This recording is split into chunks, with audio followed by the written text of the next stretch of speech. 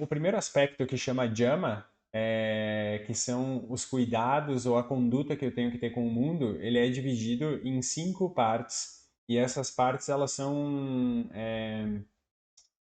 precisam ser praticadas em conjunto.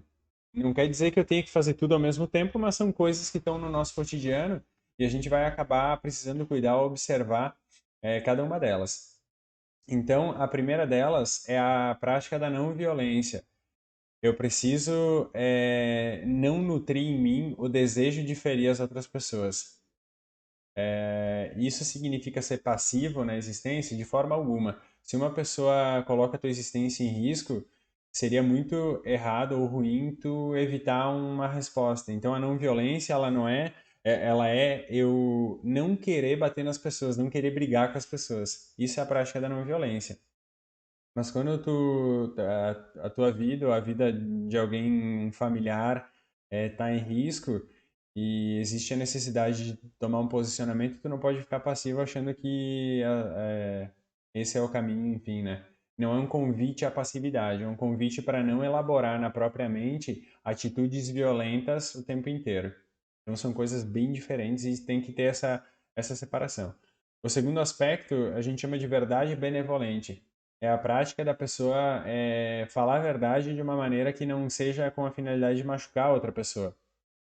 E aí tem um exemplo muito interessante que um autor propõe que é assim, tu ficou sabendo que um familiar faleceu, um familiar muito próximo faleceu, e tu precisa contar isso, sei lá, para tua mãe, para teu pai, e teus pais eles já estão numa determinada idade, já tem uma condição de saúde que não é tão boa assim, e aí tu vai chegar num susto e vai falar, fulano morreu. Não. Tu vai falar pra pessoa, olha, senta aqui, vamos conversar, eu tenho uma coisa para te falar e tal. Tu vai introduzindo o assunto. Ou seja, tu vai falar da verdade, mas de uma maneira em que essa verdade seja acessível aos poucos, que tenha uma benevolência por trás, que tu queira expressar um bem para a pessoa, mesmo que a notícia seja ruim, por exemplo.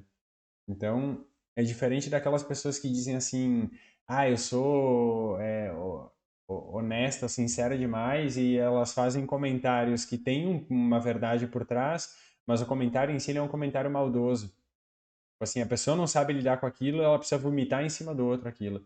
Isso não é uma prática muito legal. O terceiro aspecto da minha conduta com o mundo é não roubar. Não roubar significa não querer aquilo que é dos outros.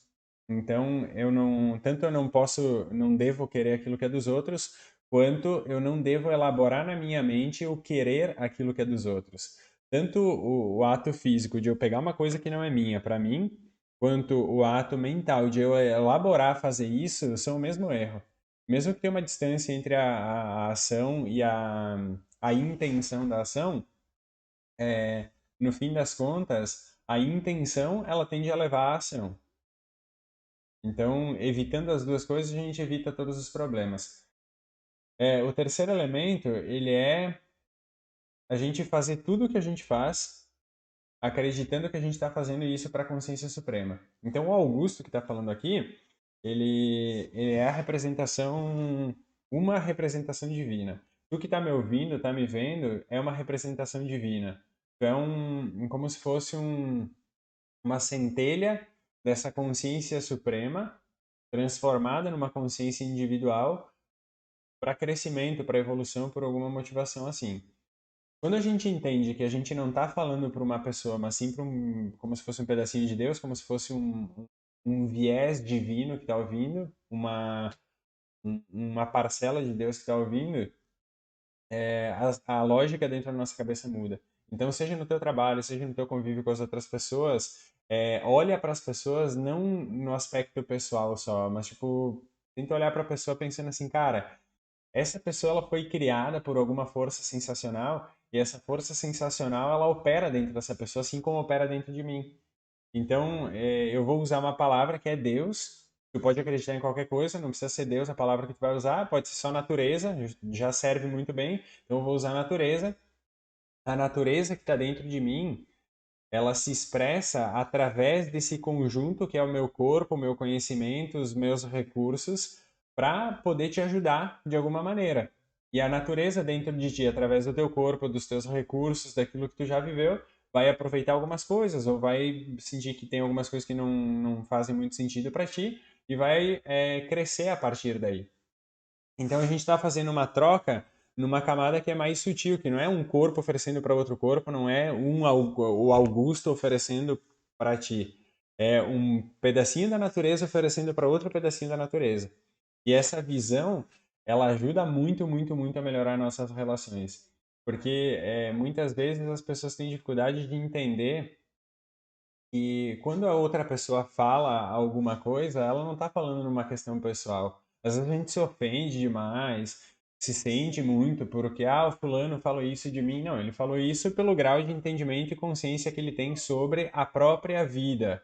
Se ele tentou encontrar em ti essa característica, é porque primeiro ele percebeu nele. Então, ele percebeu na natureza dele aquela característica e ele tenta encontrar os seus pares, quem é parecido com ele.